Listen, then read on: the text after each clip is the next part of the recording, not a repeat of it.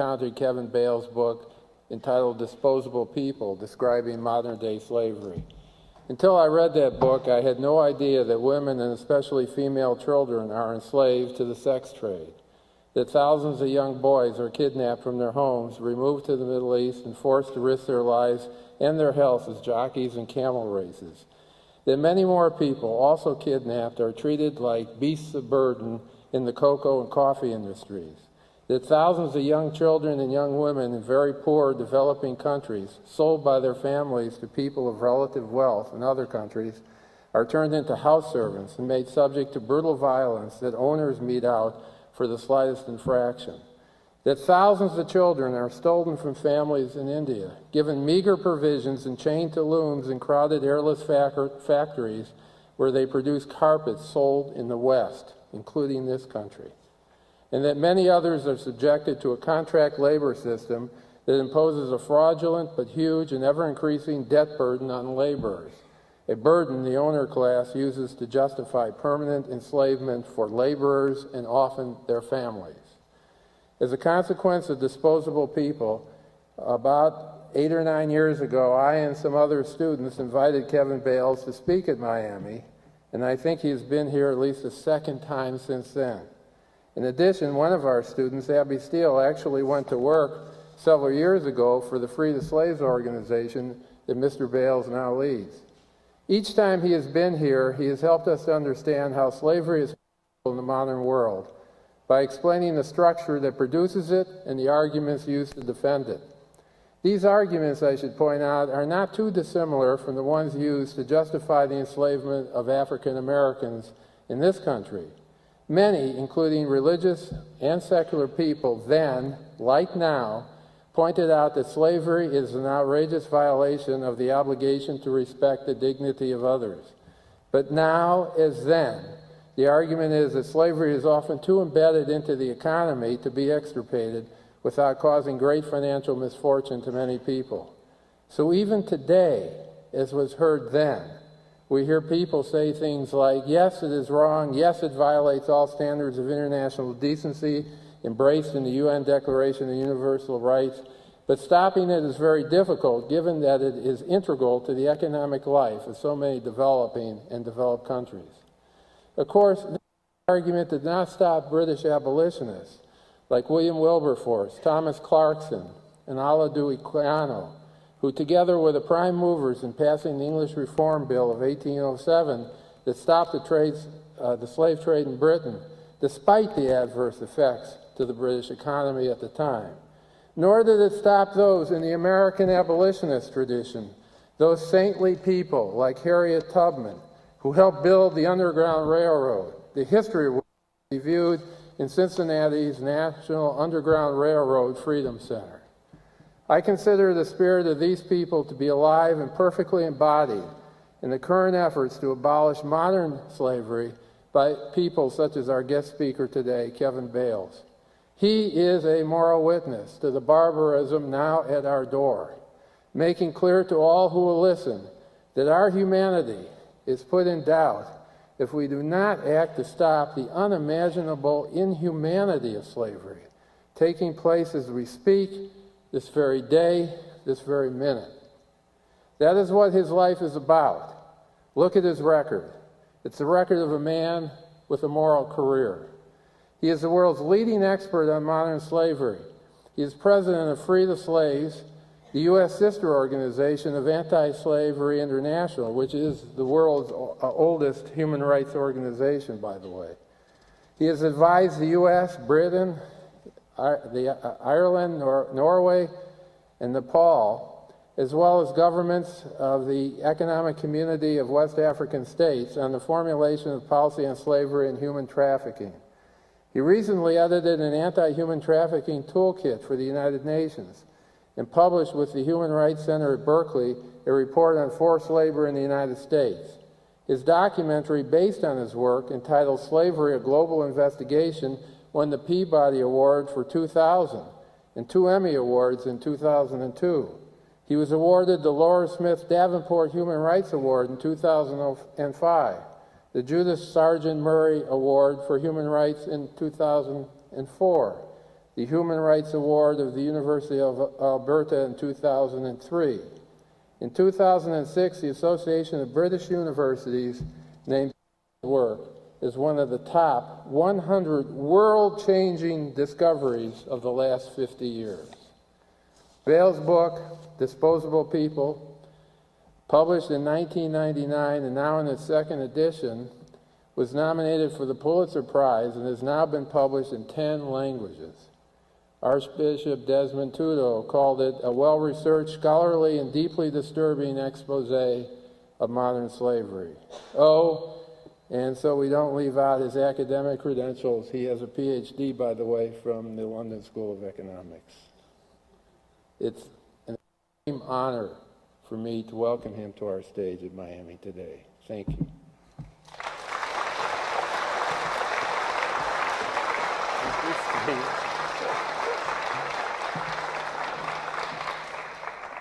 That was entirely too nice. That was way too. But I have to say, after an introduction like that, I'm really curious to hear what I have to say. I'm wondering, is it going to be good enough to match that kind of an introduction? It was a great treat to come back to Miami. I had a great time when I've been here in the past.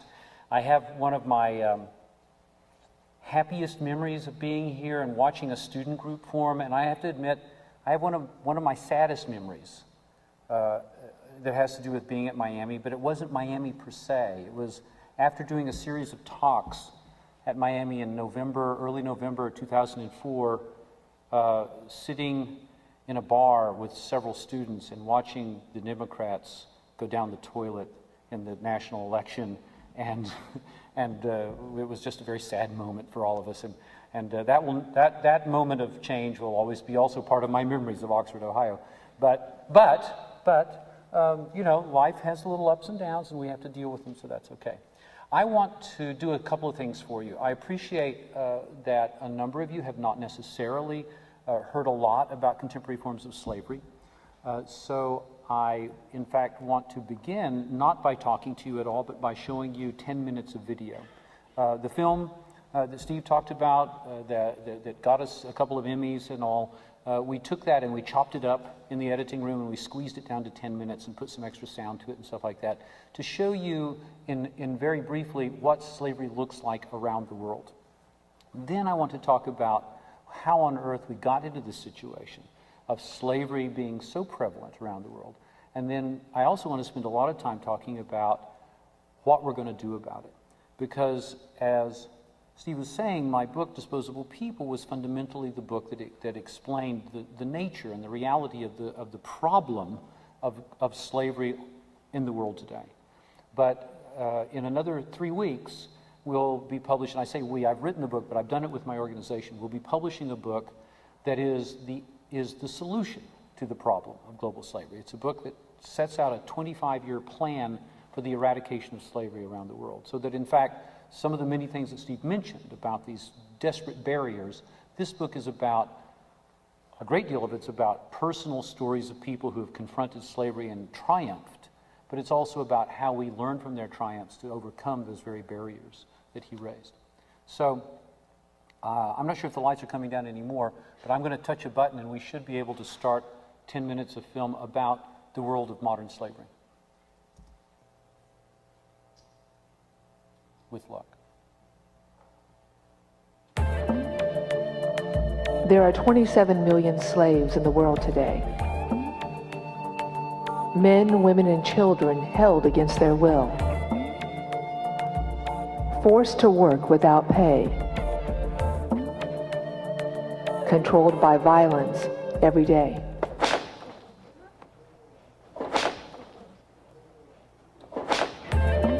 Slavery is what slavery has always been. It's about one person completely controlling another person using violence and then exploiting them economically, paying them nothing.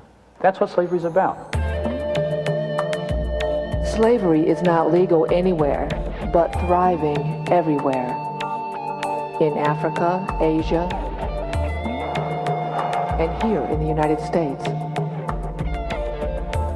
The CIA reports 50,000 women and children are smuggled into the U.S. each year as sex and domestic slaves or locked away in sweatshops.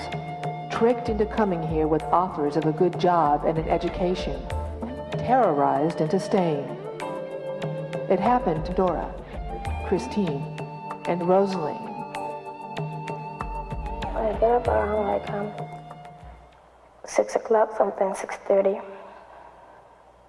I go back to bed around 2:30. I was helping her, taking care of the kids, doing everything in the house. I wasn't getting paid and stuff. So I lived in the house for about 3.5 to 4 years. They used to hit me. I can't go for 3 days without them beating me up. Dora escaped by jumping from a moving car. Ironically, she was enslaved in this house by an official of the World Bank, an organization that supposedly tries to alleviate the plight of the world's poor. Dora's been talking about working here, and we'd like to give your mum the opportunity to tell her side of the story. Joyce Arimka works with freed slaves in Washington, D.C. There is so little awareness. Americans don't want to believe that modern-day slavery is occurring. Listen, on the wind you hear their voices. On a strong wind, you can feel the sweat of their despair, fear and pain. Will you listen in the quiet of In India, thousands of children have been kidnapped by slave traders or tricked into slavery in the carpet belt. 5,000 children are missing in the poor, remote region of Bihar. My son Huro was just 6 years old when he disappeared with a cousin. When I couldn't find him, I thought I was going mad. I felt so empty inside because my child was missing. His mother, too, was going mad. Huro's been gone 5 years. He doesn't even know some of his younger brothers and sisters. Chiche's best shot at seeing his son again lies with the South Asian Coalition Against Child Servitude, or SACS. The organization rescues 3,000 children a year from slavery. SACS thinks it's found Huro. I just pray to God that my child will be found. The moment he sets eyes on me, he'll start to weep, and he won't stop. Chiche comes for the raid on the loom. you may choose to turn away. But one thing is if you listen, you will hear all the voices of a million souls, helpless, hopeless souls, into slavery, bought and sold. At last, Chiche has found his son. If you listen, you will hear the cries of desperation. It's the shame of the nations. If you listen, you will hear. You will hear.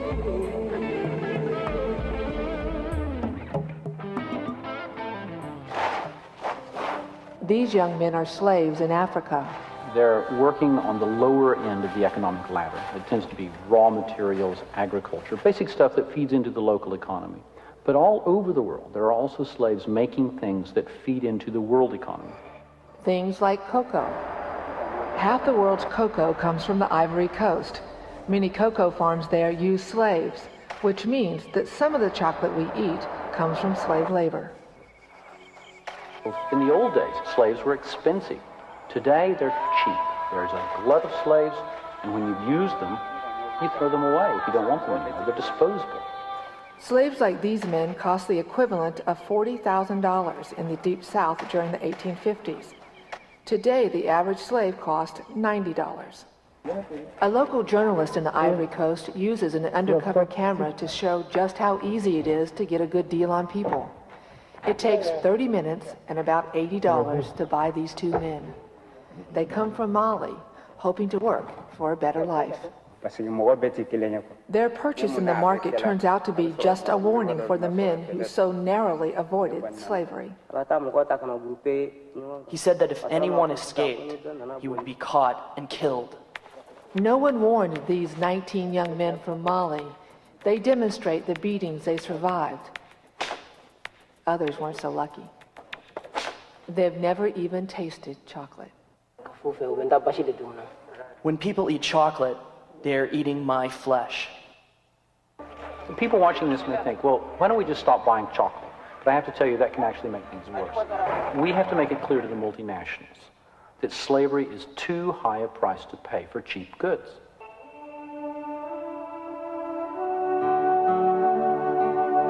There are pockets of success around the world in preventing slavery, freeing slaves, and rehabilitating those that have been freed. Not too long ago, 30,000 people were enslaved in Brazil, making charcoal for the steel industry. The public outcry forced change. Within 3 years, all the slaves were freed. Kevin Bales recently testified in Washington, D.C. Penalties against traffickers are now tougher. In West Africa, Free the Slaves has worked with the chocolate industry and other organizations to uncover the exact extent of the slavery problem. Together, they are building an inspection system that will take slavery out of chocolate for good. And in India, Saks not only rescues children from slavery, it also mends their spirits and educates them, making them leaders when they return to villages where almost no one can read or write. If you are illiterate, anyone can cheat you. If I am literate, no one can cheat me. Such schools are funded by the Rugmark Foundation that investigates and ensures consumers that children have not labored over the expensive carpets. The Rugmark stamp adds about $2 to the cost of a rug. And we believe that's a small price to pay for that peace of mind, that by buying that rug, you're not getting involved in the child slavery problem.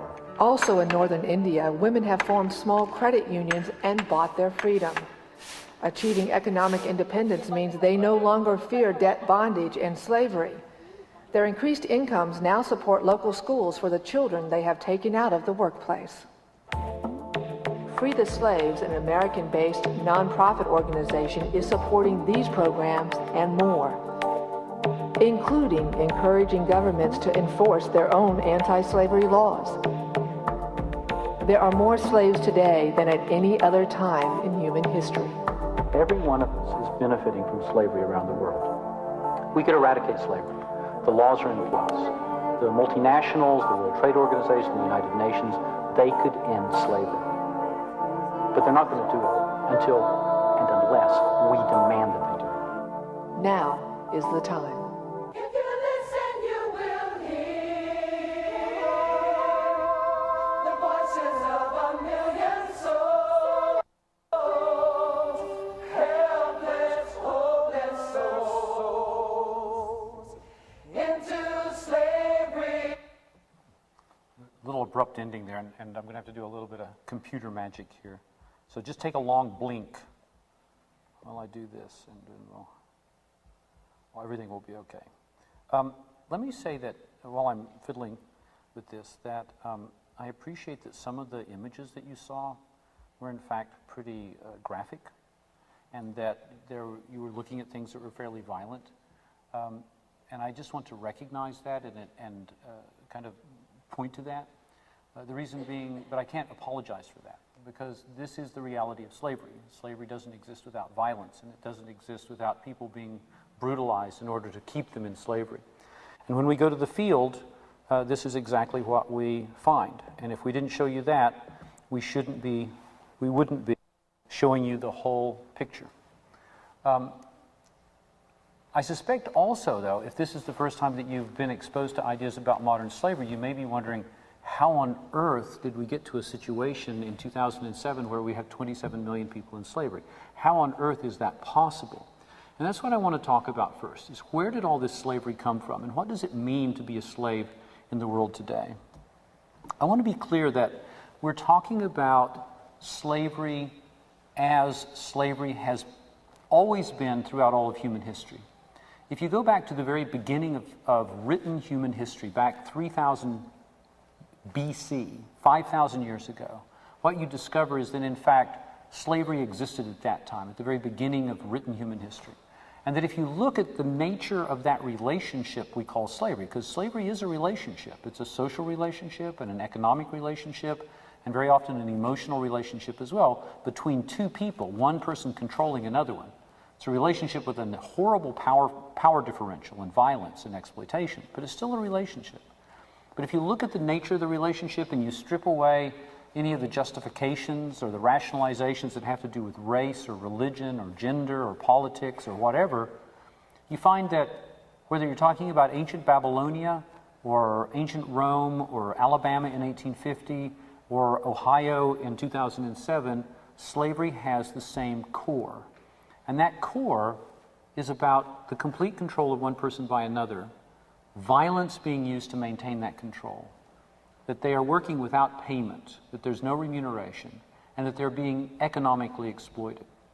That this holds true across all of human history. Particularly the idea about economic exploitation. People are not enslaved. People don't enslave people to be mean to them. They do it to make a profit. And that fundamental narrow definition, that's actually more narrow than that of the United Nations or several legal definitions. If we use that narrow definition, we still end up with a conservative estimate of about 27 million people in the world in slavery. Oh, hey guys, in the back, those guys that are standing in the back, you don't have to stand in the back, there's plenty of seats. So just go ahead and walk up, it won't bother me if you want to, okay? You don't have to. Maybe you have to stand up, you got a funny knee, but go ahead and come if you want to, okay? Didn't want them to stand up the whole time, that'd be awful.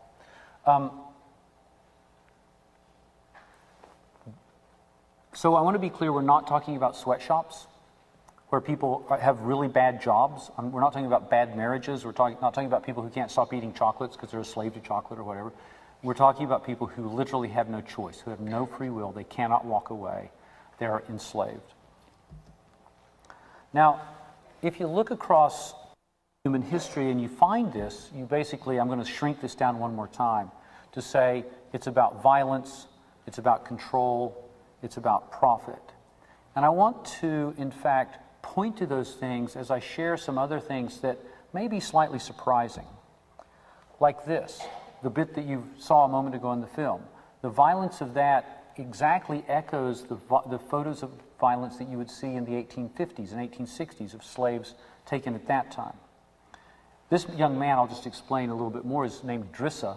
He was 19 when he left Mali. He came to the Ivory Coast looking for a job. He was promised a job on a farm, and then when he arrived at this farm way out in the boondocks, in fact, he was enslaved and put into a terrible situation with a number of other young men. But the reason he looked so beaten up at the time that he was rescued when our film crew arrived was in fact because he was a new slave in the breaking in period. The period at which he was regularly being beaten to break down his will to ensure his compliance in the slave labor. But how did we get so many slaves? Well, there are three factors that don't cause slavery, but support slavery. And these are the reasons why we have had this very dramatic increase in the number of slaves in the last 50 years. Let me point out to you that you hear it as a kind of throwaway line in the film that there are more slaves today than at any time in human history. But 27 million slaves today is in fact almost exactly double the number of people taken from Africa in the entire 350 years of the transatlantic slave trade.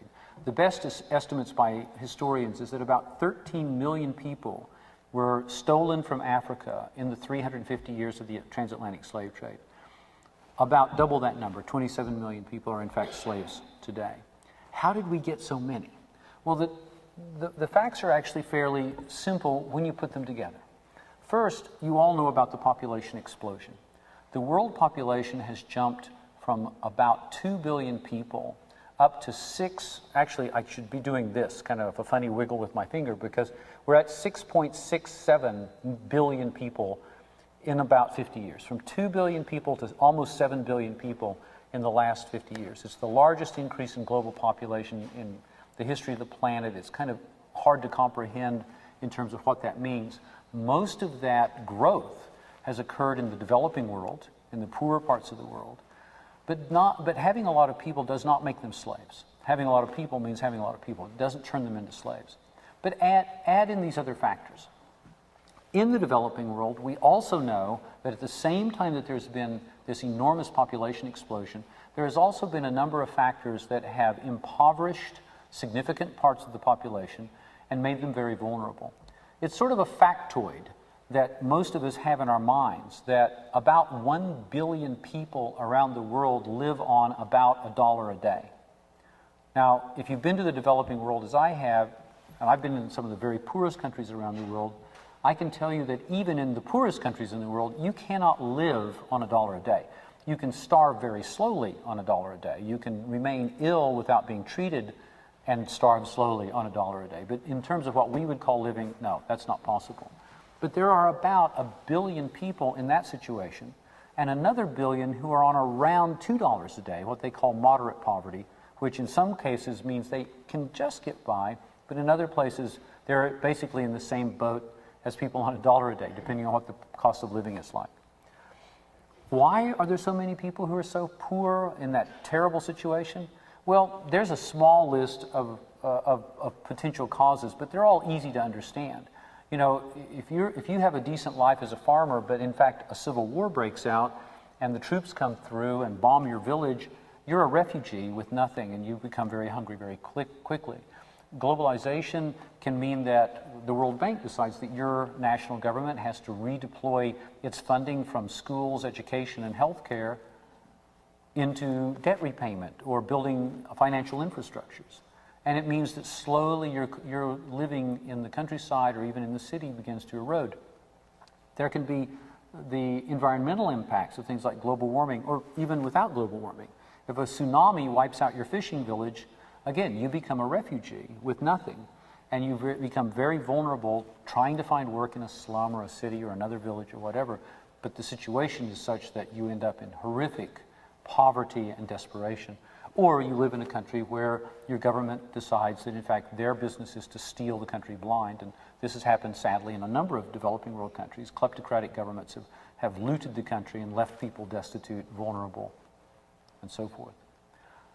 But you know what? That doesn't make people slaves. Making people very poor, making very large numbers of people very poor does not make them slaves. To turn them into slaves, you have to add the third leg to the stool. You have to say, what does it take to do that? And the answer is, you have to remove protections that they might have. What should prevent people from being enslaved anywhere in the world is the rule of law. There should be the rule of law that says, no, this person may be poor, this person may be vulnerable, they may even be desperate, but in fact you cannot use violence to enslave them. But if the government is corrupt, and especially if the police are corrupt, so that you can pay a policeman to turn a blind eye, or you can rent the violence inherent in a policeman's power, you can turn people into slavery because they have no other protection. They're socially vulnerable, they're excluded from the economy, they have no legal protections, and so forth. Those are the people who can be harvested as slaves if, in fact, the rule of law has been broken down or paid off, and you're allowed to reach in and get them. Though, interestingly, most of the people who come into slavery today don't come in that way. Most of the people who come in newly to slavery come into slavery by answering this question. Potential slaves, in their economic desperation, are really easy to grab. It's not about kidnapping. It's about luring the hungry with this question. And I've got to tell you, I've been in lots of countries around the world where I've been told exactly the same story in different languages. And it goes something like this. We were in our barrio, we were in our village, we were in our slum, we were in our local area, and a truck pulled up and somebody stood up in the back of the truck and said, "Want a job? Who needs a job?" And we looked at the guy and we said, "He's a crook. That guy looks very sketchy.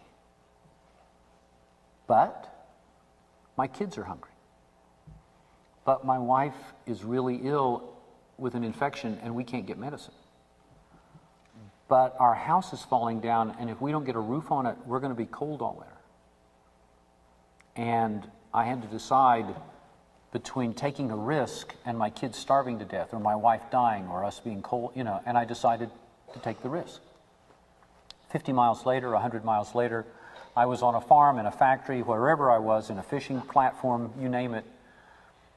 And we worked hard, and it wasn't like the guy said it was going to be, and the food was really terrible, and they got kind of rough with us. And after a couple of weeks, we said, we're going to leave, we don't want to do this, you're lying to us about this job.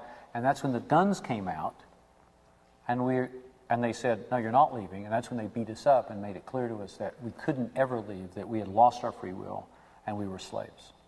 That's the process by which a lot of people in the world come into slavery, walking into it because of their economic desperation.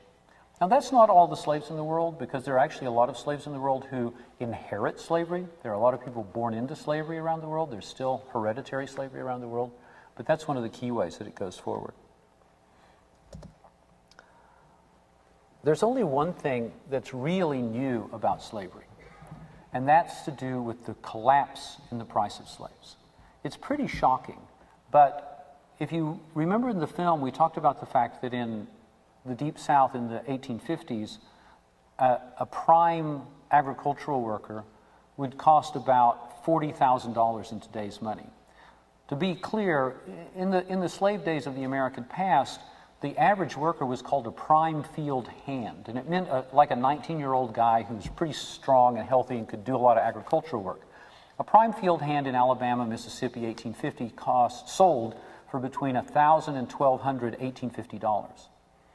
In 1850, you could buy a house for $1,000, $1,850.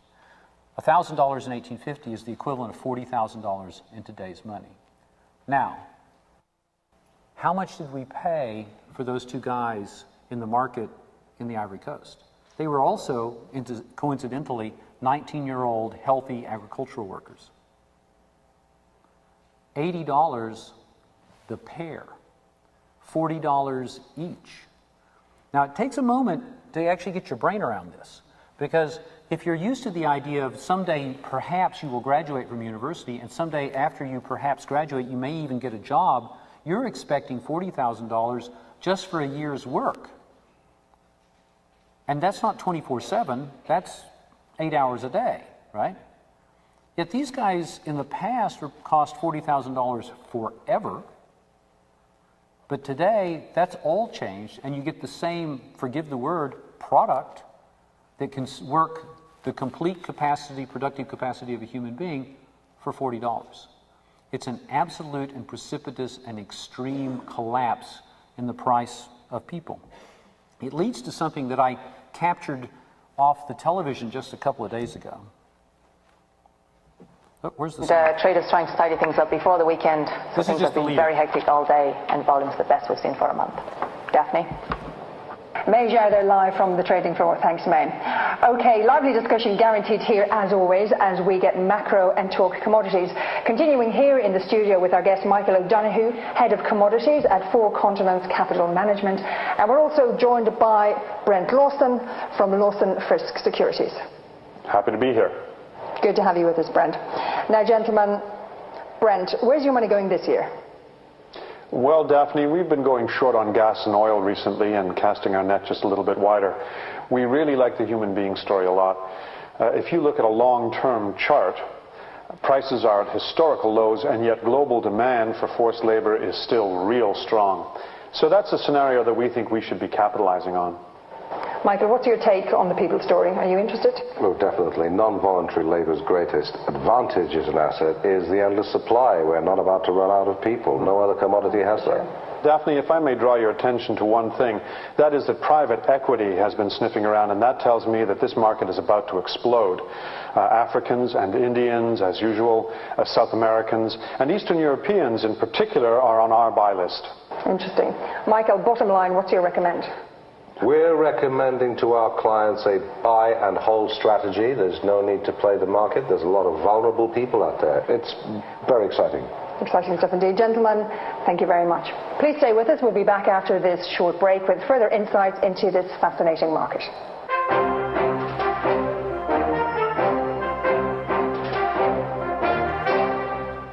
can't tell you how much I enjoyed watching jaws drop as you watch that. As you can tell, that's not precisely true, or is it true? And the truth is, I can't tell you. What I would like to do is show you the reality in terms of what happens. If we look over time, you can actually see the cost of slaves staying high for the last 4,000 years. You have the 4 on the left side of the screen is actually, in terms of the yellow dots, you can read in terms of tens of thousands of dollars. For most of human history, the cost of slaves has been around $40,000. The average cost of slaves has been around $40,000 in today's money. You can see as well on the red dots, the numbers on the right can actually be read in billions. So 2 billion, 3 billion, 4 billion, and so forth. As the world population hits that takeoff point, that point of rocketing up, just at about 1950, 1943, 50, up to 2000, you can see that it's about that moment that the two lines cross. The glut of potentially enslavable people that are represented by this vast pool of 1 billion people living on $1 a day become such an oversupply on the market that, in fact, the price totally collapses. And you see the same kind of thing that represents the $40 person in the Ivory Coast, the $60 person in India. In Thailand, it can go up as high as $2,000, but in fact, it's minimal. In the United States, it reaches up into the low tens of thousands, but not much more than that. And that has to do with transport and the cost of keeping somebody hidden in the United States. If you put all this together and try to understand what has actually changed, the reality, the basic reality of slavery is still the same. It's still slavery. But there are a couple of changes around in the way it's expressed. And particularly, it's about the fact that if a slave costs $40 in the same way that a pen costs 20 cents and they're disposable, it means that you don't worry about legal ownership. Slaves today, slave holders today, we use the term slave holders because they're not necessarily owners, they're not exactly masters, they're holders of people temporarily while they use them and abuse them in a form of slavery. So slavery is illegal, but people don't worry about that because they're not interested in actual ownership. It doesn't mean a lot to them. They have very low costs because the price of slaves is so high, which also makes a situation where the profits are very, very high because the initial investments are so low. And there's a glut on the market. Slavery means that it can be very short-term today. Let me compare that to the past. If you were using slaves in normal work in the Deep South before the Civil War, the average profit that you would make would be about 5% on average in a year, 5%. If you and some years you made no money, you actually lost money on your investment. Some years you made better than 5%, and so forth. But that meant that it took 10 to 20 years to pay back the investment that you had made in slaves as a slave master in the Deep South. Today, the profits are so high and the cost is so low that you often make back as a slaveholder every bit of your investment within a matter of weeks. And then after that, it's pure profit, which also means, why do you care about holding on to people for years and years? If you can smash and grab somebody's life, squeeze an enormous amount of profit out of them, basically destroy them in the process and then throw them away, if you're morally capable of doing that, you'll do it. And the relationships that people have with their slaves today are very short term. Slaves have become disposable. And interestingly, while in the past notions of race and ethnicity were extremely important to justify why this person was enslavable and this person wasn't, that's almost done with. Today, slavery is an equal opportunity employer. And the key attribute is not about what color or religion or whatever you are. It's about how vulnerable are you, how desperate are you to be able to be enslaved. So yeah, there are still predictors about why people will be enslaved. And of course, there are certainly patterns where people of different ethnicities and religions and so forth are likely to be more poor or desperate in any particular culture. But in fact, it's their desperation and poverty and vulnerability that predicts their enslavement, not the color of their skin or their membership of an ethnicity. People have become disposable. Very little concern for them. Let me show you one of these disposable people. This is a little girl that we rescued late last year from slavery in Ghana. She's 5 years old in this little clip of film. Her parents were absolutely destitute, and they were promised that she'd be fed and educated if the people would let her be taken from her village and taken to a fishing area. In fact, she was taken to Lake Volta, where many children are enslaved, and she was put to work. The children work in the water. They late into the night. They untangle nets. Many of them drown in the process of untangling nets from underwater obstructions and stuff like that. They clean fish. They sell fish. They're also sexually abused by the slaveholders there. And if she had become ill or worse, she simply would have been dumped, usually overboard late at night, because that's an easy way to get rid of them, because it's actually very cheap to go back to the villages. And parents with that devil's choice of saying, well, you know, I know your child is very hungry, you can't afford education, but in fact we'll promise to feed her and give her a chance at school if you'll let her come and work with us in our fishing boat.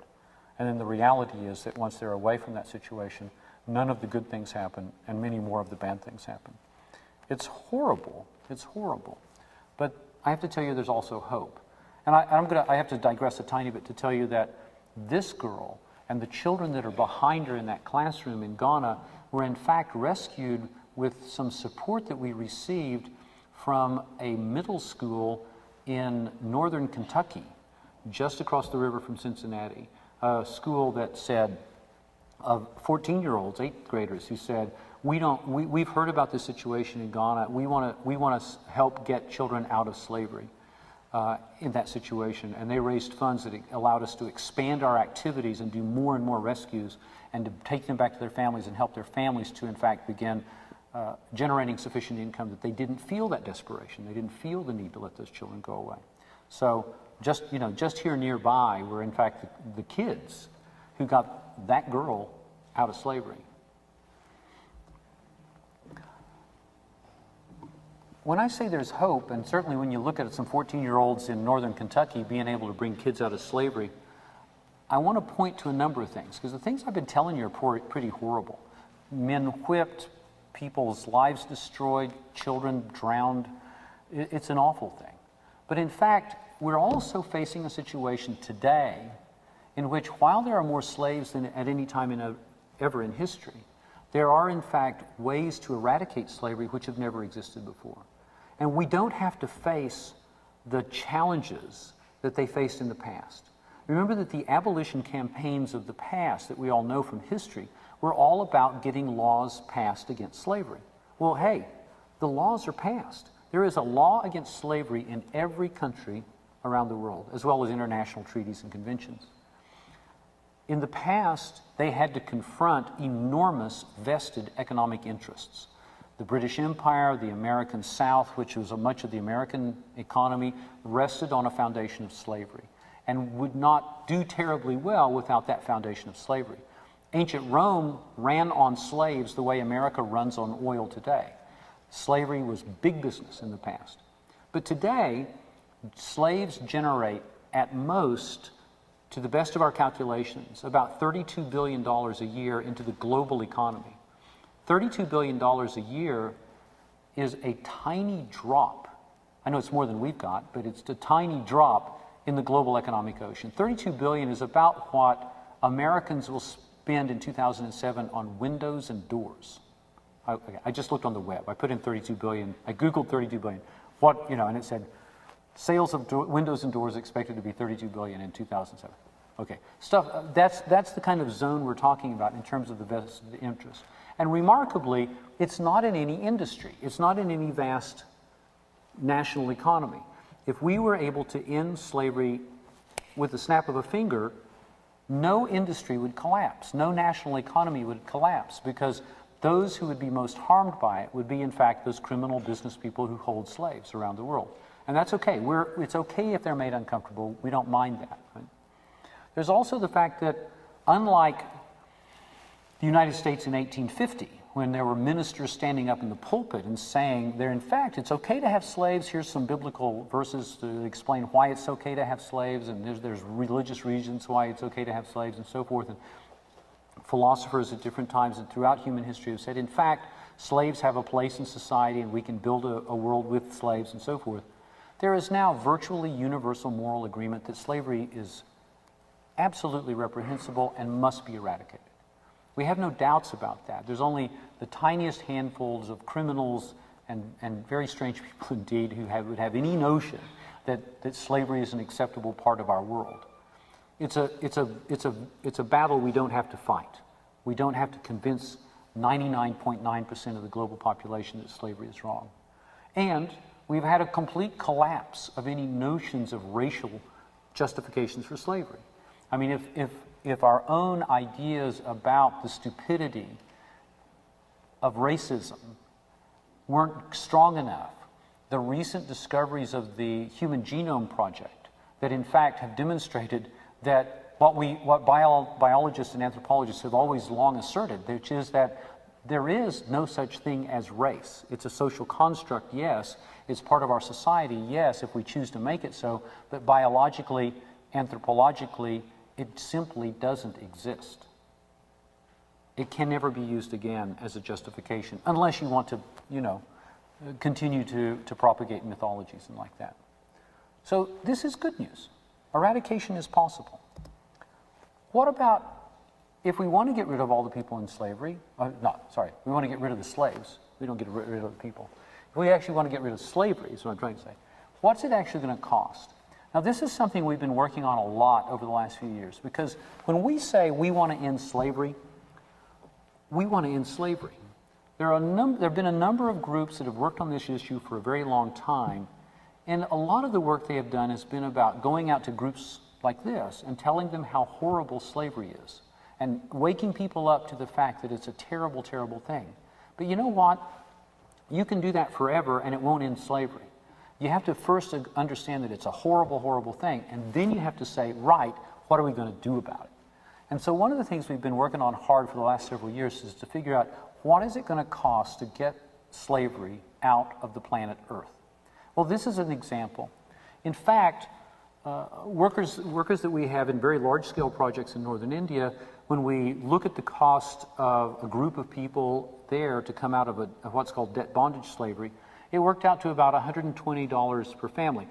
In fact, a family that's standing there, I know that guy, the tall guy and the younger guy in the middle, his name's Remfal, and that's his father and his kids. His father was born into debt bondage hereditary slavery. So was Remfal, so were his kids. This was slavery that was passed down from generation to generation. His family was owned by another family. It was only after the kids were about 2 years younger than that photo that they came to freedom. But the cost of bringing that family to freedom, after you talk about not buying them out of freedom, right? Not buying them out, because we don't do that. That's like paying a burglar to get your television back. We don't buy people back from freedom. It's about paying the workers to go to the place to help people reach freedom and so forth. The cost is about $120. Offices, workers, telephones, cell phones, transportation, the cost of running the project. Gabriel, that little boy there, was one of the children rescued from the fishing industry, like the little girl that you saw in Ghana. Costs there are even higher, something like $400. Why? Because there's a shelter that you must use according to the Ghanaian government. They charge a certain high amount to send the kids to the shelter when you've rescued them. You have to relocate them back to distant regions and help their families get into an economic situation where they can support their families and not run that risk. So it costs about $400. If you were going to bring someone out of slavery in the United States today, and there are a lot of slaves in the United States today, the cost actually goes up into the tens of thousands of dollars. Tens of thousands for medical care, legal representation, all kinds of things. But if in fact you look across the whole planet, what you see is that most of the people who are in slavery around the world live where it costs $120. A smaller amount live where they cost $400, and the tiniest amount actually live in places like North America and Western Europe, where the cost goes way up into the tens of thousands of dollars. So what happens if we average this up according to the differences and try to figure out what that's going to cost? Well, if we take the higher number of something like $400 per person, and you multiply that up by 27 million, you get $10.8 billion. Now that's kind of a shocker. When we first did this, I have to tell you I was shocked, not by how big it was, but how small it was. Is anybody here from Boston? How much did the Big Dig cost? In Boston, the city just dug a couple of tunnels under the Charles River to try to alleviate traffic jams during rush hour. They've spent $13 billion on those tunnels so far. They said it was going to cost $6, now it's cost $13 billion, and the tunnels are actually collapsing and dropping water on people. I mean, they don't even work for $13 billion, they don't even work. So Boston can go out and raise a bond issue to build tunnels under the river and spend $13 billion. Just one city. This is $10.8 billion, what Americans spend on organic foods in a year, right? To rid the world of modern slavery. It's really a phenomenally small sum. Do I think this is exactly right? No, I think it's going to be more. I think as time stretches out, 25 years pass, as we get more and more and more people out of slavery, the people in the last pockets of slavery, which are controlled by vicious criminals, are going to be really expensive. And I think this is going to double or triple. But even if it quadruples, if it multiply it times 10, it's still going to be less than a week in Iraq for the U.S. government occupation forces, right? And interestingly, unlike Iraq, or a lot of other things that we could spend our money on, like the Big Dig, where the tunnels don't even work, this one has payback. If you got freed slaves only up to the level of moderate poverty, which means $2 a day. And in fact, most of the people who come out of slavery and go through a rehabilitation process very quickly attain a much higher level than $2 a day of income. It would mean that they would be generating something like $21 billion a year in annual salaries and output, right? In other words, annually, they would be generating what we expect it to cost over a 20-year period to bring out all the people in slavery. Liberation turns out to be a really great investment. It lifts consumption, markets, local and national economies are buoyed up when people come out of slavery, and more so in the poorest countries, because recent research has demonstrated that one of the reasons why the poorest countries in the world are poor is because they also have the greatest amounts of slavery and the greatest number of workers who do not have the opportunity to actually do the kind of work they want to do and then spend resources to get the kind of goods that they want to have to support their families. Now, that's kind of an interesting thing, and that's not the only reason why we should help people out of slavery, obviously, right? Because it's good for business. But it's good to know that as people come out of slavery, it actually improves other things around the world. What we cannot do in that process, though, is make one particular mistake. And that is to make the mistake made by the United States in 1865, when 4 million people were released from slavery, yes, but then dropped into an economy in which they had virtually no access to credit, banking, regular salaries, political participation, educational opportunity, social equality. They were subjected to extreme discrimination, and prejudice, and violence. And not surprisingly, today we continue to pay the price to deal with the echoes of the botched emancipation of 1865. That's one of the reasons why in our work we do not even move to help someone out of slavery until we know we have a situation ready for them to step into that will allow them to gain education, job training, job skills, and an income so that they will become autonomous, economically autonomous, and achieve full citizenship. Alexis de Tocqueville, you've probably read about. He visited the United States in the early 19th century and wrote about American democracy and like that.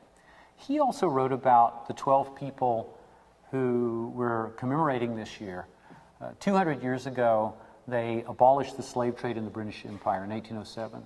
220 years ago, I want to say it again, 220 years ago, 12 people got together in a bookstore in London and said, everybody says slavery is terrible. Everybody says slavery should end. We're going to change that sentence in a subtle but powerful and profound way. We're going to say, the 12 of us, that we should end slavery. Not that slavery should end, but we should end slavery. And those 12 people were not rich, they were not powerful, they were not royalty, they were not politicians, none of them were millionaires. And they were actually sitting around a table saying, we're going to take on an industry which is equivalent in size to the global automotive industry is today.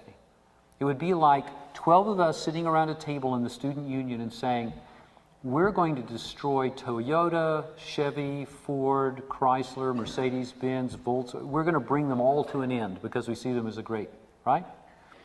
Can you imagine the chutzpah we're talking about, the audacity that we're talking about, the incredible, were they insane to say that they could, in whatever amount of time it took, bring an industry the size of the global automotive industry to an end upon which their own country's economy was resting? And yet, that was 220 years ago. And yet, 200 years ago, 20 years later, they achieved their first great victory. 200 years ago, they brought the trade to an end. 20 years. 20 years. De Tocqueville says, it was way beyond anything that we could dream of. And I feel like that big idea, opens a door for us. And we have to say, it really set us up with a job. And I mean us. Those of us of this generation, my generation, your generation, it puts us in another job that is without precedent, in de Tocqueville's words. Those 12 ordinary people met in that bookshop, looked a vast industry in the face, and they set out to end it against all odds. We're quite a bit more powerful than those 12 people. We represent a much larger number of people with a greater moral agreement, greater economic power, greater political power. And I have to ask myself, and I have to ask you, but I really have to ask myself too, have we really grown so timid that we can't dream the way they did? Are we really so somehow incapable of lifting our eyes high enough that we could see the end of something like slavery? In fact, we stand at a moment in human history where the economies, the governments, our understanding, our moral beliefs, and our hearts, they're all aligned in a constellation that can bring slavery to an end. The low part that it plays in the global economy, the agreements, the laws in every country, they're all aligned in a constellation that says slavery can come to an end. And if there's one basic truth that I think anybody in this room and almost any human being in the world could agree on, it is slavery should end. I mean, that's a truth that I think we all agree on. And then we also have to say, what good, especially those of us who live in a rich, powerful country, what good is all this power and all this economic riches if we can't use it to free slaves?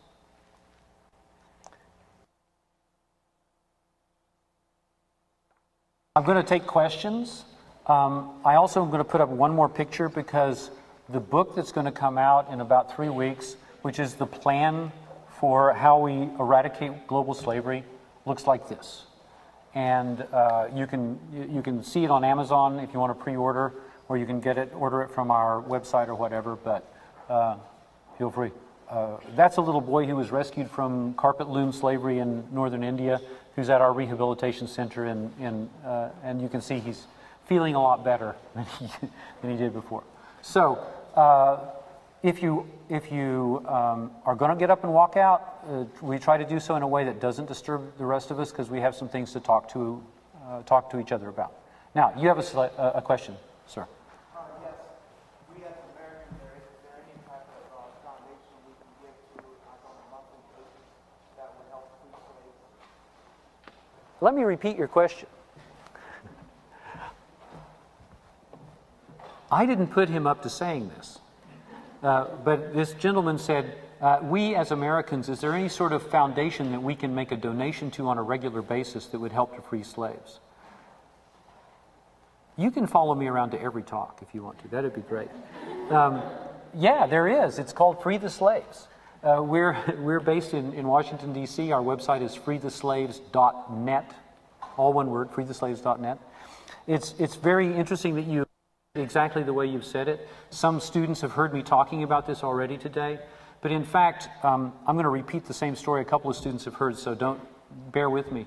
There was a student at the University of Tennessee last year who was given the assignment by her professor of a year-long research project, and the project was, what can the average university student do which is the most effective thing to end slavery?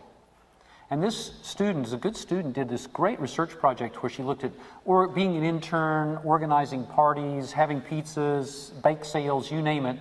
And at the end of the day, she said, I'm sorry that it's so boring, but the answer to that question is make a donation on a regular basis. $5 a month, $10 a month. She said that's the most effective thing you can do. Now, why? Well, look, I understand that what you want to do, especially after seeing that film, what you want to do is you want to go to India, you want to kick in a door, you want to rush into a place, you want to grab a little slave or a cute one like that, you want to throw him over your shoulder, you want to run out the door, you want to punch the slaveholder in the nose as you go by, right? You want to take that child in front of that beautiful lit place, the Walt Disney music will swell up around you, the kid will look you in the face and say, oh, Julia, it was so beautiful that you saved my life. Okay, but it doesn't work like that, right? It doesn't work like that. We can't do that. We're the wrong people for that job. But you know, on Monday I spent a long time talking to one of our workers in India, a man named Akalish, and he told me about how over the last 3 months he's helped more than 100 people come out of slavery.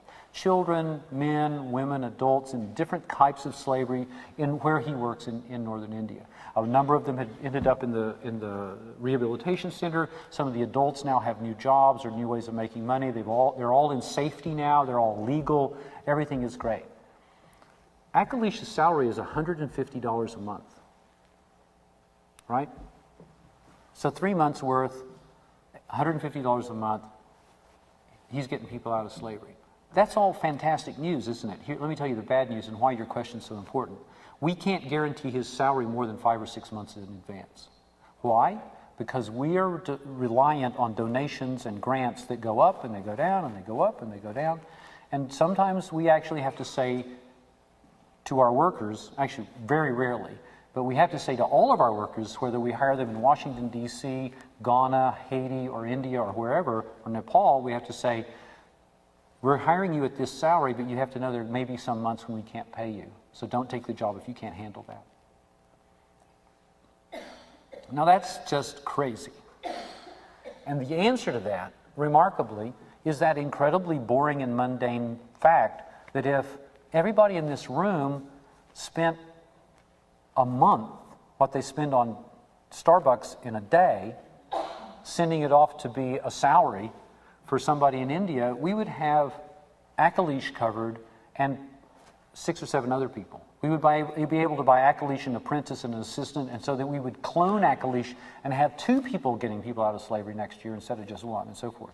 So, yeah, there's an easy way to do that right on the website. Look, and it doesn't have to be us. There are other anti-slavery organizations. There's some great organizations around the country that you might also want to invest in, but certainly you could do it with us. And we'd be very happy for that support, because one of my biggest goals is to build that stable nickel and dime income that's going to come in fair weather and foul and give us the stability that we need to say those people in slavery don't have to wait.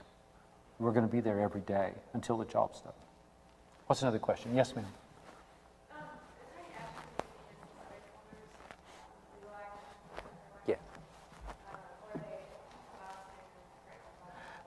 The question is there legal action taken against the slaveholders, or are they allowed to go free and whatever? The answer to that is a very mixed one. It depends on what country we're talking about. If you're busted for human trafficking and slavery in the United States, you're going to go down, almost certainly. You may not actually go down on a slavery charge, just because sometimes that's harder to prove than, say, rape or physical assault or some other things, but you're definitely going to go down. In other countries, though, where it's much more prevalent and where police are less efficient and sometimes more corrupt, the answer is they may or may not, right? And I have to say that a lot of us who are involved in anti-slavery work, while we work a lot on making sure that perpetrators are punished, we spend more time worrying about getting people out of slavery and making sure they're safe and have a chance at rehabilitation after slavery. See what I mean?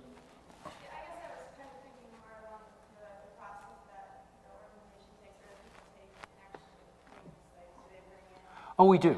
Yeah. Well, in fact, while you see people kicking in doors, there's always a police officer along. Now, whether that police officer will do doodly squat is another question, seriously. But, and a lot of times you have to drag them there to make them just stand there so you can do it, because you're not allowed to do it without having people from the legal establishment there. But we have to take almost all the action. But we're bringing them along, we're helping them get educated and so forth. So, yeah. What's another question? Yes, ma'am.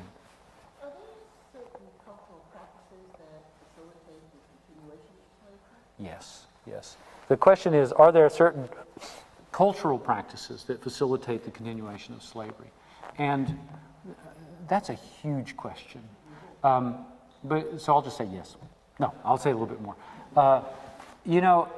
Even in the United States, the fact that while a great deal of progress has been made in terms of sexual equality, the fact that we still live in a sexist country helps create situations where a certain number of American men feel like buying sex, exploiting people in horrific, violent, sexual ways is acceptable, morally acceptable, right? Well, that's a cultural thing. We have an ugly underbelly of violent sex in this country, and that's one of the cultural parts to it. But in lots of countries, there are things that echo that. In Thailand, very deeply embedded in the culture are ideas about the relative worth of girls and boys, about what you can do with people if you in fact come to control them. There are places where it could be a question of social class or caste or religion. I mean, in almost every country, I take that back. In every place where slavery exists, there is some part of cultural packaging around that slavery which helps to justify it. Sometimes it's very strong, like in Japan. Sometimes it's weaker in ways that you can break it down, like in the United States. But it's always there. Yeah. Yes, ma'am. Could you give just a general estimate of the percentage of today's slaves that you would consider classifiable as white or European as opposed to persons of color? Huh. Sorry. I've never been asked that question before. The question is... I'm trying to see the correlation between what we see as the post-colonial and people who are disposable. Right. The question is, could I give any estimations about what percentage of today's slaves are white or European as opposed to people who are people of color? That's a funny dichotomy right there, because if in fact you're separating Europeans from everybody else on the planet, yeah? Okay. Well, then the answer is, I don't know. But, the fundamental answer is there are a significant number of peoples that you might classify as European and genetically, which doesn't actually exist. But, and then there's also those zones, like is an Armenian European, is a Kazakh, is a Kyrgyz person, is a person who looks totally Chinese but happens to be Kyrgyz, actually, anyway, it goes on and on like that. It's a smaller proportion of the total. The country that has the largest number of people in slavery around the world is India, but of course India has 1 billion people in it. It also has a long tradition of debt bondage slavery, which is well embedded in the culture and the history. Perhaps 10 million people are in slavery in India today. The collapse of governmental systems in Eastern Europe has meant that a significant number of Eastern Europeans have been trafficked into slavery. So the answer is I don't know. It's a small percentage. It's a small percentage. Yes, sir. Does your organization focus on preventing slavery? Like, I know that you're freeing slaves, but it's just being killed by more people that are vulnerable and getting to go. No, that's a good point. What he was just saying, do we work also on preventing slavery? I mean, it's one thing to free slaves, but it's not enough if you just do that. If in fact other people will just be turned into slaves to take their place. And the answer is, yeah, absolutely we do. We try not to work anywhere getting people out of slavery where we're not also addressing the causes of slavery and making sure that there won't be replacements. So for that little boy, for example, is a good example. Bihar is one of the poorest states in India, and it's incredibly destitute. And the children from Bihar, and he's a child from Bihar, are kidnapped and tricked and brought over to richer states like Uttar Pradesh, which is actually still pretty poor, but are brought there and enslaved in different ways. It could be prostitution for that boy, it could be carpet looms, it could be a lot of things. We began to realize very quickly that if we didn't do something to choke off the flow of children out of Bihar, it was stupid for us to just keep freeing kids from slavery. So while we have projects to get people out of slavery in Uttar Pradesh from the looms or whatever, we have a matching project that goes back to the Bihar, takes boys like this back to their village where they form vigilance committees and they radicalize the locals and they educate them and they empower them and they build all kinds of things that happen there that basically make the villages slave-proof, make them untrafficable, right? Now, it's a process, and it takes a while, but no, we're focusing on that very hard because we want to, it's much better to choke off slavery before it occurs than it is to get people out of slavery after they've been brutalized and enslaved. Yes?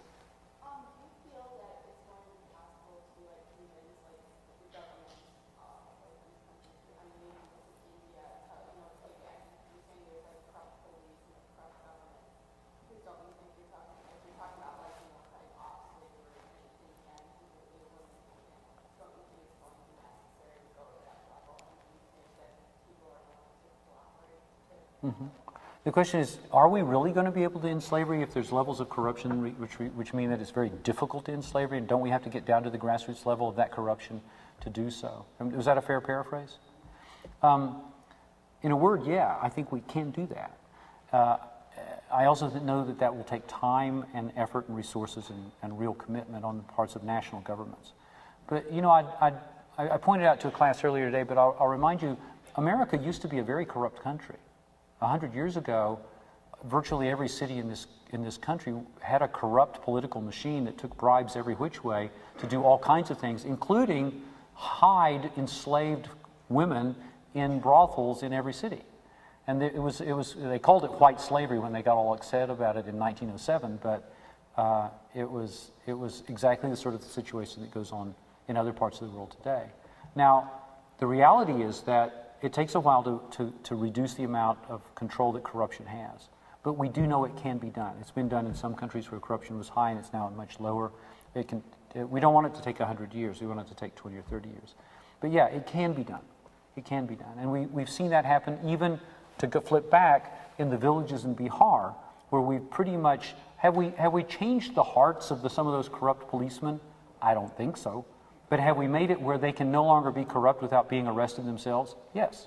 So they've chosen not to be corrupt in the way that they used to be.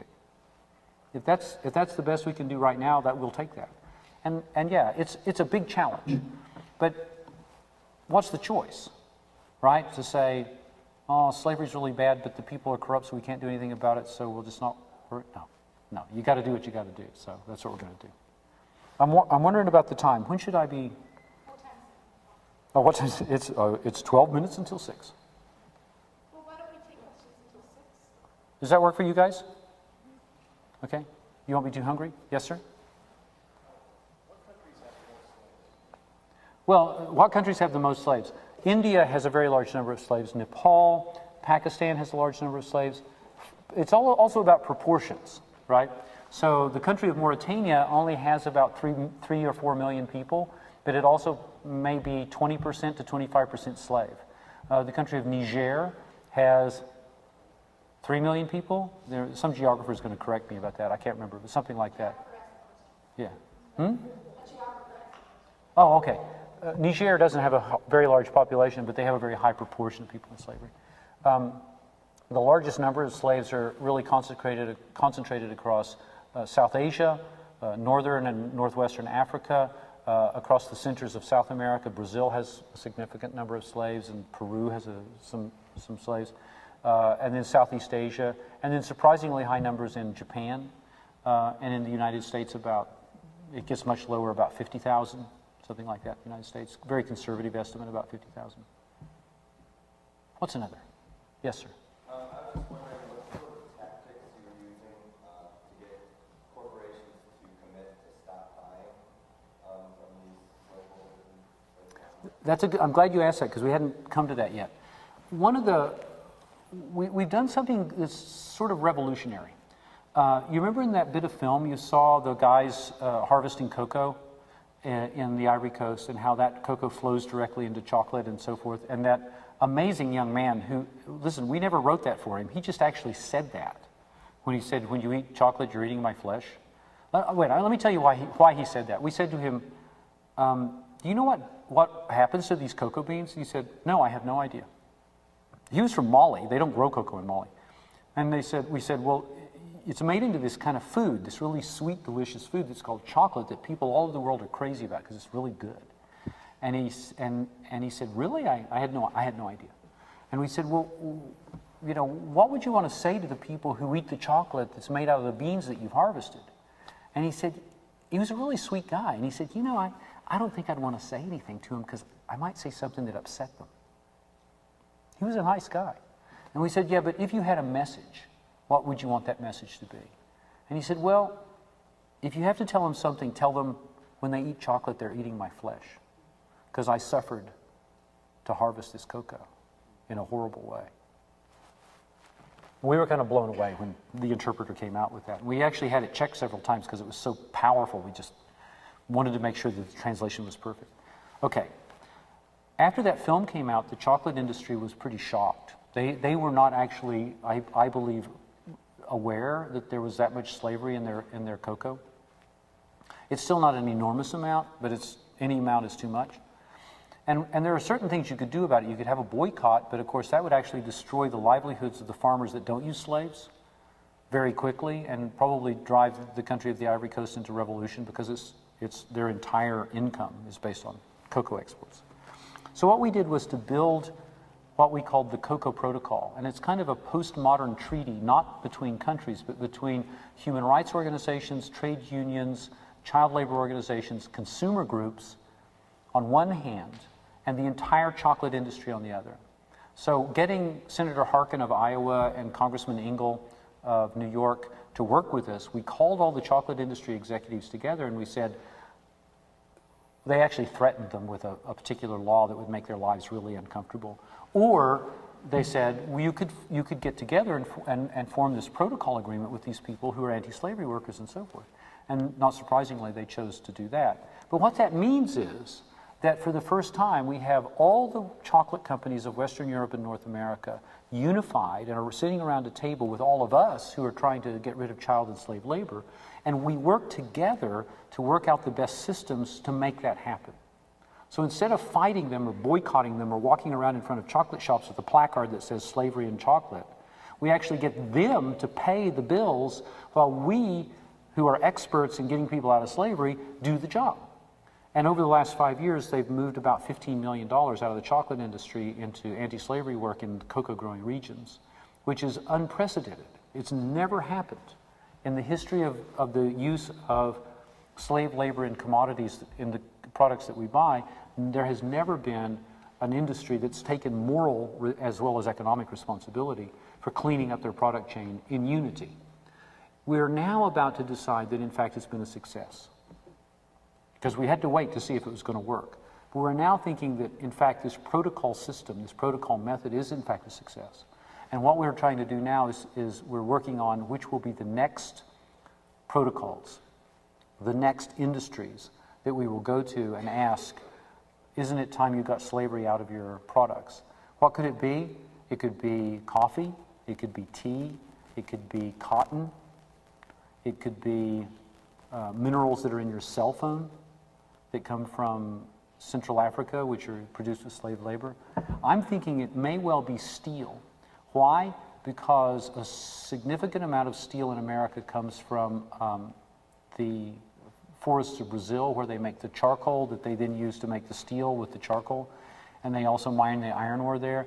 The primary export destination of Brazilian steel is the United States. It goes into cars, everything. I mean, it's, you know, the metal right here, all that is steel. It's the kind of steel that comes from Brazil. All of it has tainted with slave-made charcoal. All of it's in your plumbing fixtures, you name it, right? We'll say to them, how about we work together to get slavery out of steel? Then we'll say get it out of cocoa, let's get it out of coffee, let's get it out of cotton, and so forth. So there's a way to do it, and it's actually a way that's much more effective than saying let's have a boycott. So, yes, ma'am.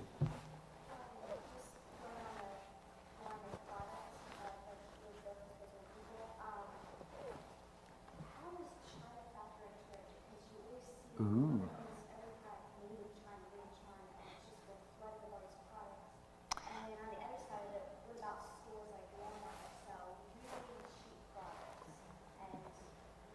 This is a good question. Let me repeat. She's asking, thinking about products, not about specific commodities like cocoa or chocolate, what about products made in China? How do they fit into this? And then how do the big box retailers like Walmart fit into the fact that you have all these Chinese products? China is one of 2 or 3 countries in the world that is uniquely culpable in slavery. Like the government of Burma, the Chinese government enslaves its own citizens. And it does it in a way that's much more efficient and profitable than, say, the Burmese government does. In China, they have what's called the, rehabilitation through labor program. I'm not saying that correctly. But basically, if you go to China, you have a system of 1,200 prisons across China. Each prison has 2 names. It'll be the Shanghai Regional Prison on one side of the building. And on the other side of the building, it will be the Shanghai Paper and Products Factory. Every prison in the system, the 1,200, there's about 1,200 prisons, something like 1,190 of them have been converted into factories. The factories are completely staffed by convicts. But wait a minute, the word convict means you've been convicted. But the prisoners in Chinese prisons have not had the benefit of due process. Most of them have not even been charged with a crime. Most of them have only been arrested for a crime.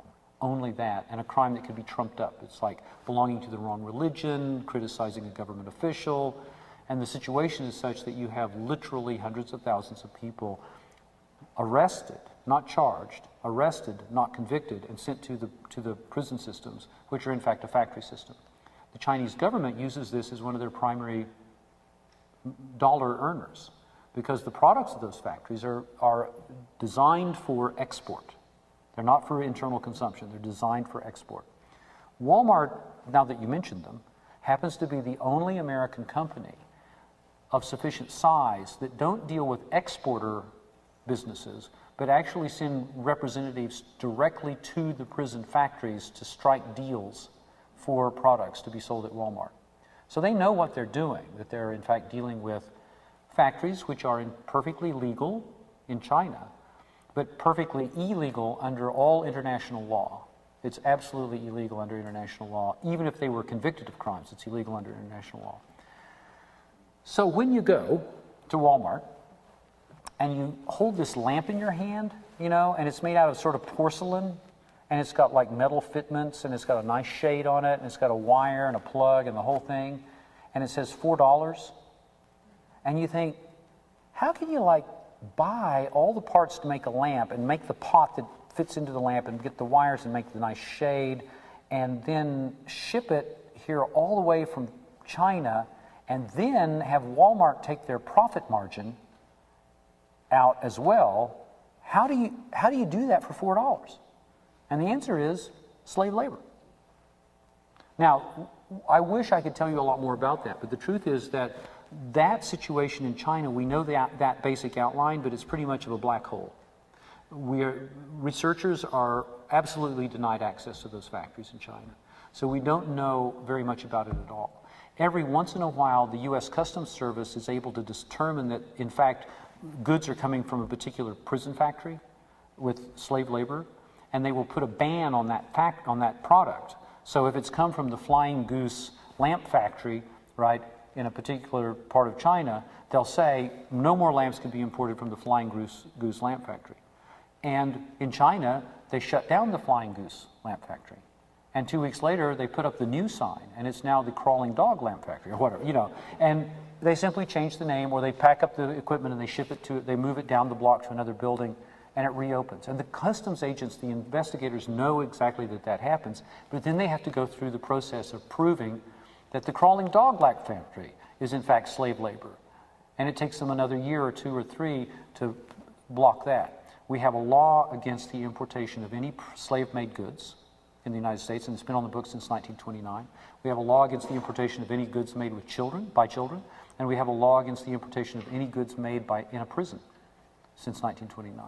But it's very difficult to determine and to prove that when what you're getting are giant containers full of boxes of lamps. You know, it's not like the convicts are writing little notes with the lamps that say, hey, I'm actually a slave. You know, it doesn't work like that.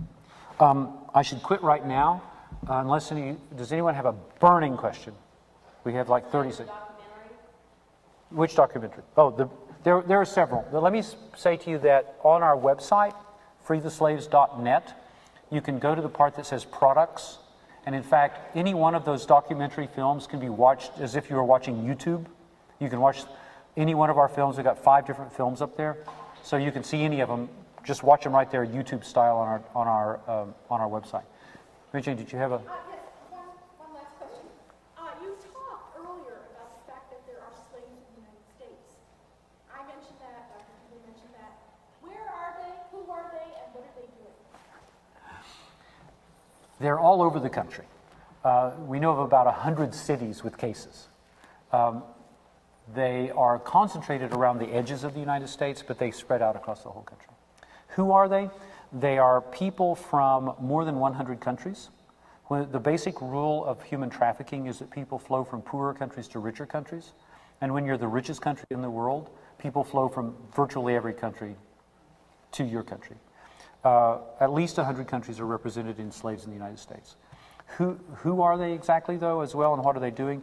To the best of our understanding, and our information is partial on this, something like 47%, under half, are actually women who have been tricked and enslaved into prostitution. Another 20 to 30% are in agricultural work, particularly in southern Florida and southern California. There's another 20 or 30% in what you could call sweatshops if they were paid, but they're actually locked in places and forced to make things. And then there is slavery across, in that last sort of 10%, almost anything that you can think of in which a person could be enslaved to do. So restaurant work, warehouse work, welders. I met a group of Indian welders in Tulsa, Oklahoma, who had been locked into a warehouse and forced to work for a pipe fitting company, right? I met a group of Mexicans who were deaf, who were forced to beg on the streets of Manhattan, right? By slaveholders. And I met a boys' choir from Zambia who had been brought over by a Baptist minister and then taken on tours of churches to sing, to raise money to build schools, and all the money went in his pocket, and they were locked up at night and forced to dig swimming pool holes with shovels when they weren't actually singing and they weren't fed or anything. I mean, if you can imagine slavery in a boys' choir in a church, slavery in a deaf person raising funds for deaf people, I mean, anything that you can think of, if you're a really devious thinker, you might find slavery there. If you want to know more about slavery in the United States, also on our website is the report that we wrote for the United Nations called Hidden Slaves. And it will tell you more than you ever want to know about slavery in the United States. Thank you guys so much. I've had a great time.